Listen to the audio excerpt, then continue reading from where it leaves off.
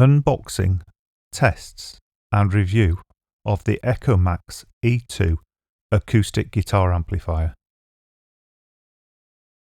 I got this amplifier directly from the website, which is echomaxx.com.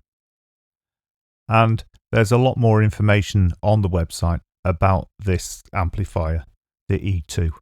So if you're interested in this amp after you've seen this video, it's worth going and taking a look through that.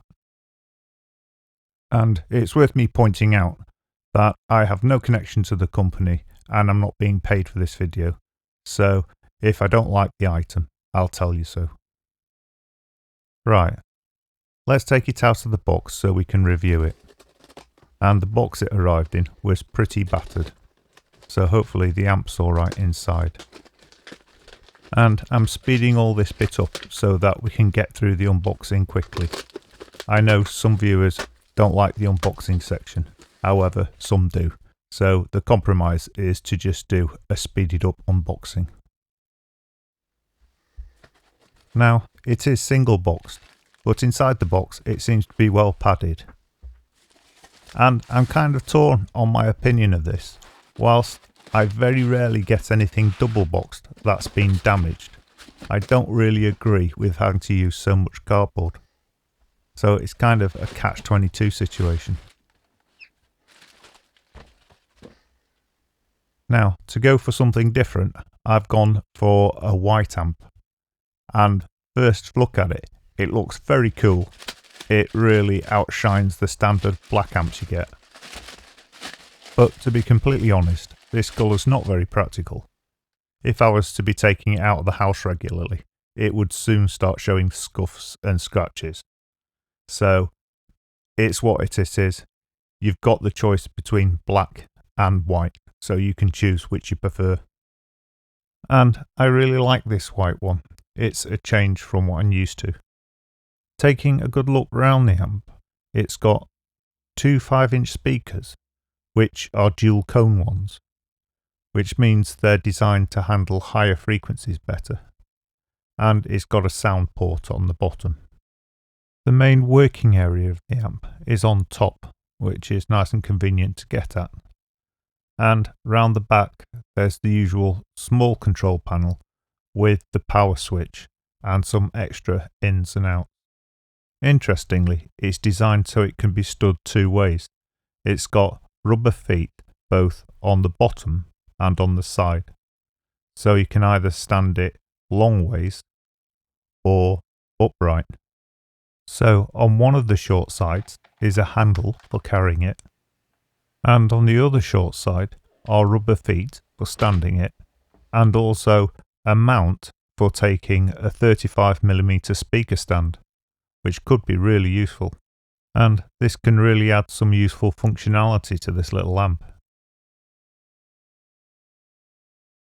Sadly, single boxing has claimed another victim, and there is some slight damage on the top right hand corner. But it's not enough for me to want to send it back or change it, but I know a lot of people would. Let's take a look at what came in the box with the amp. And the first thing, and probably the most important thing, is the power supply. And they've also provided a separate lead. I assume this is so they can provide different leads for different regions. This is a UK one.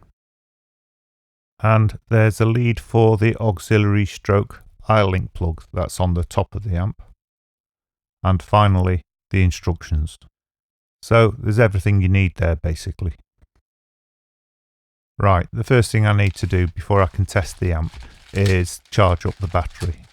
So I'll unpack the power supply and the lead and I'll charge it up for a while.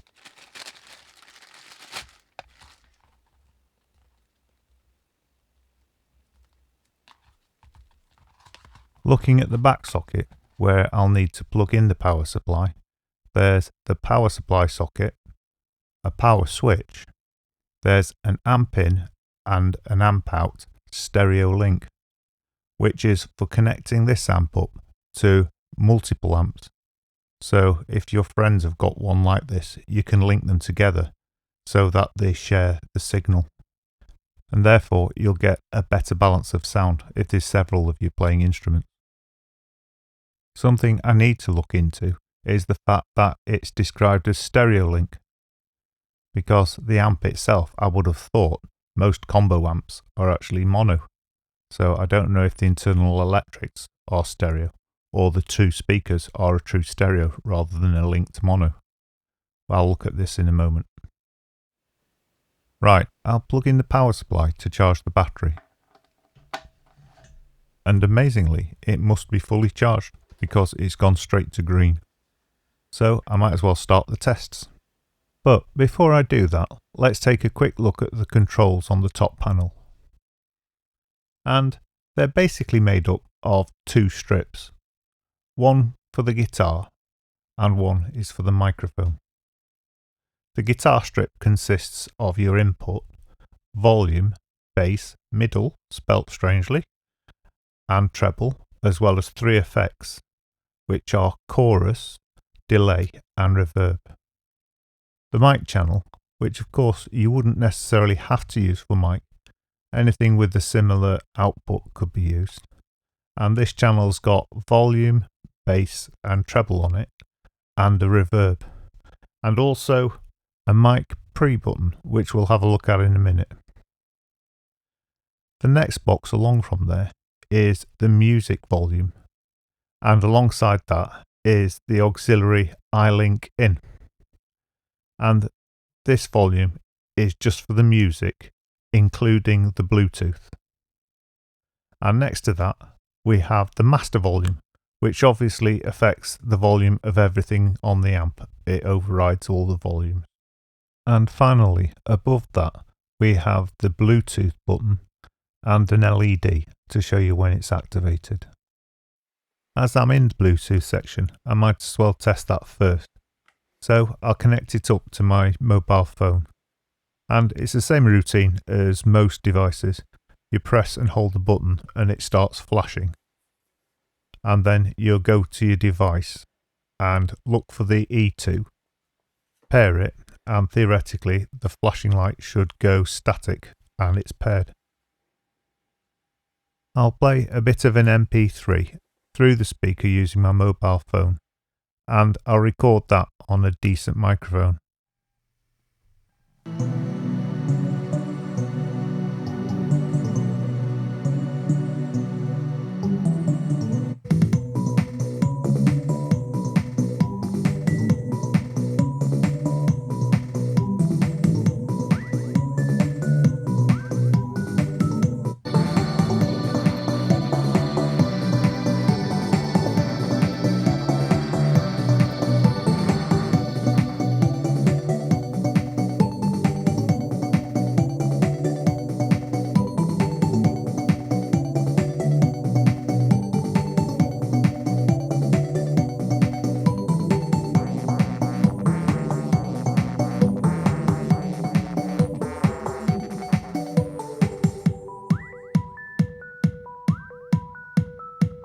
Sorry for being so slow, it's a new phone and it still hasn't read the MP3 tags correctly.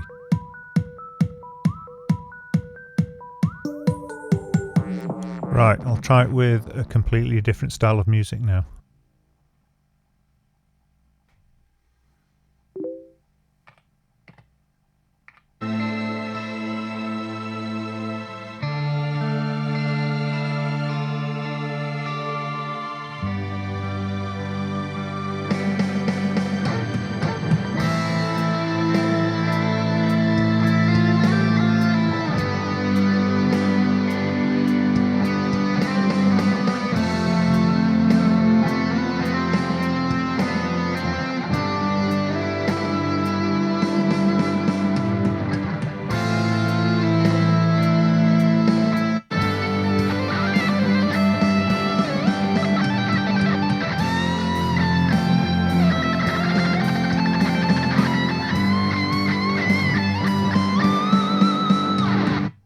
Now, I'm pretty confident it doesn't come across as well in the recording as it does in the room. But when you consider this is actually a guitar amplifier and not a hi-fi amp, the sound is pretty good. And the 40 watts can really pump out some volume when you want it to. Now, I did this test again using the wire provided plugged into the iLink stroke auxiliary in socket, and the sound quality was pretty much the same. And it wasn't worth me doing a whole section of video on this because it was so similar you couldn't tell the difference. And that works just as well as the Bluetooth. Something I did find useful with both the wire and the Bluetooth is the fact that you could control the volume not only from the phone but from the music level and the master volume level.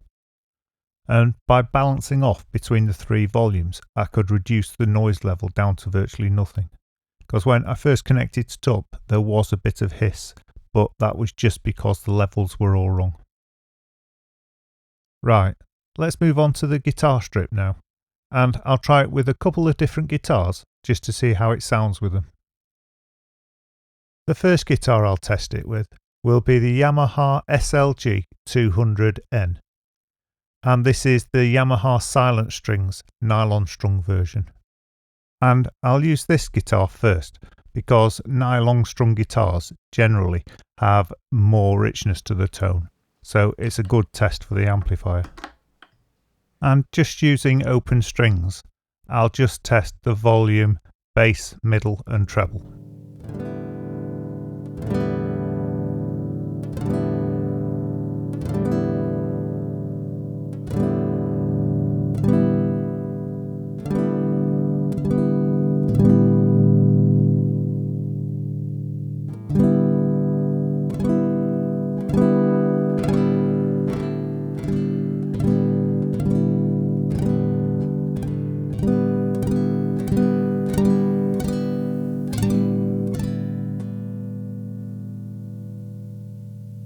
The bass, middle and treble have a really good impact on the tone, so you could get virtually any tone you're looking for.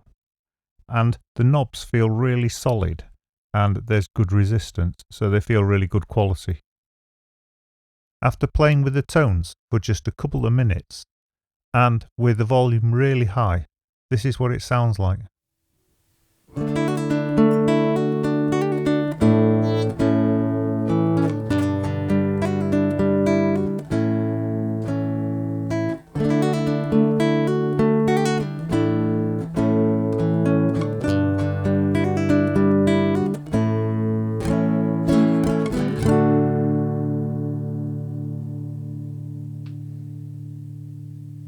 I'm genuinely impressed to be able to turn it up so loud, yet it still maintains all the subtle nuances of a nylon strung acoustic guitar.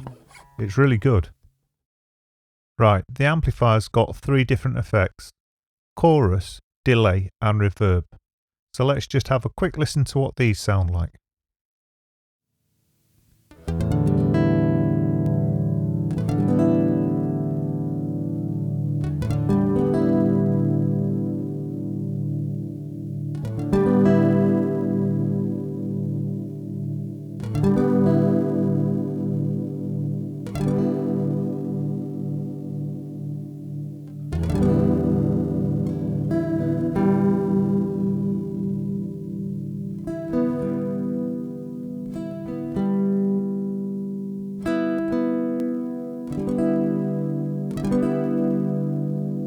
I'm not a big fan of the chorus when it's turned up really high. However, on a more subtle setting, it's really nice.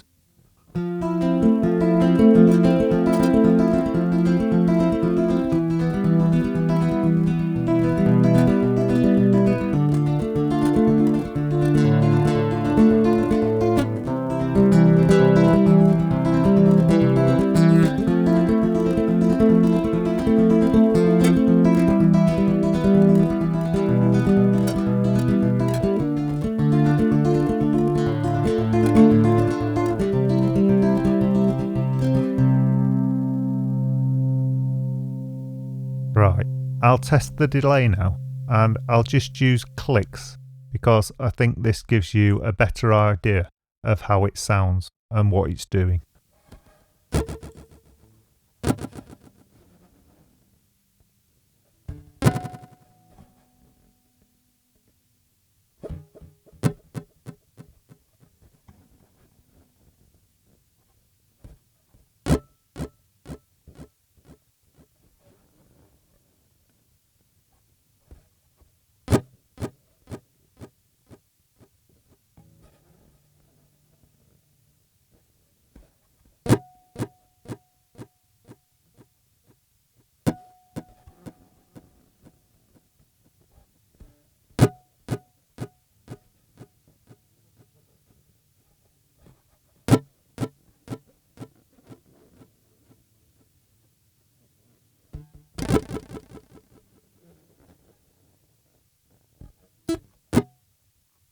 As a matter of personal preference, I don't use this effect very much, and I would struggle to find a use for it with such a long feedback. That means the number of times it repeats. If it had a smaller feedback with just a couple of repeats, I would probably find it more useful. But here's a brief test anyway.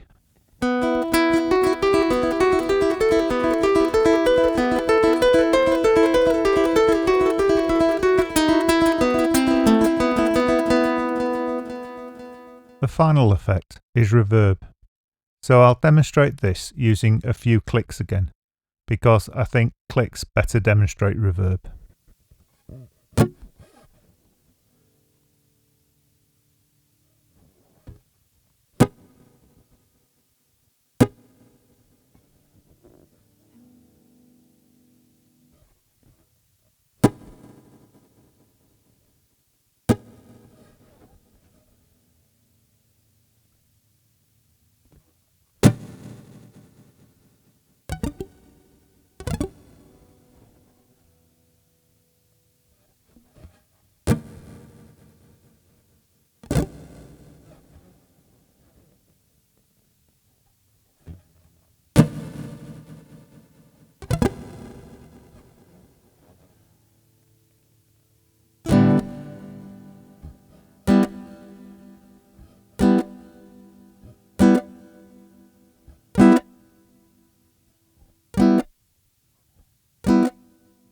And here's a final test with this guitar, with the reverb up about 50%.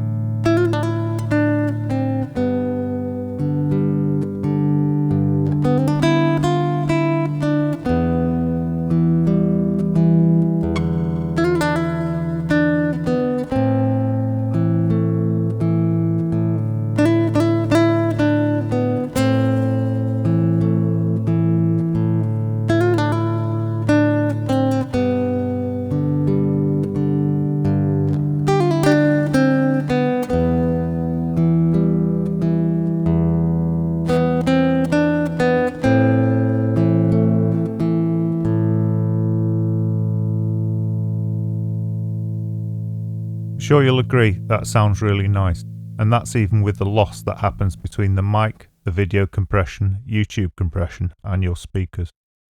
So you can imagine what it sounds like in real life. And as a final test, I'm going to plug in a more conventional steel strung guitar, because this is what most people will want to use with it.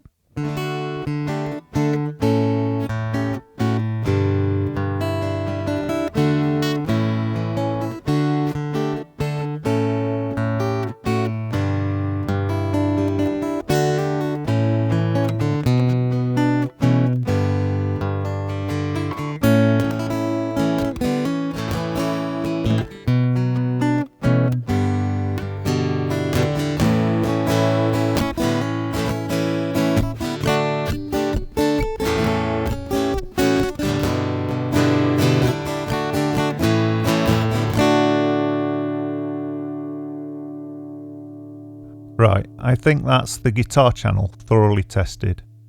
And that last test with the steel strung guitar, these are the settings I used.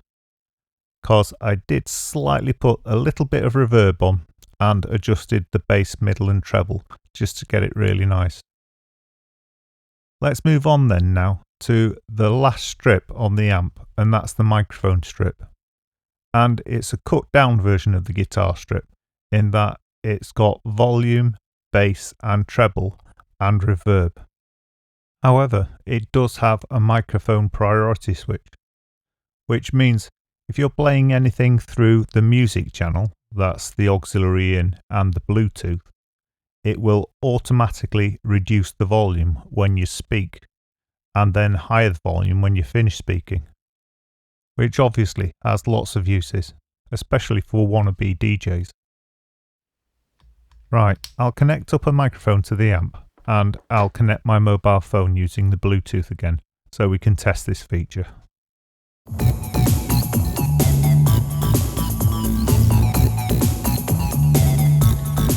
This is Sight from the album Club Dunster by Sad Fantasy. I think you can hear it does quieten down the music when I speak. But unfortunately this test can only be a short one because I'm having feedback problems in this room.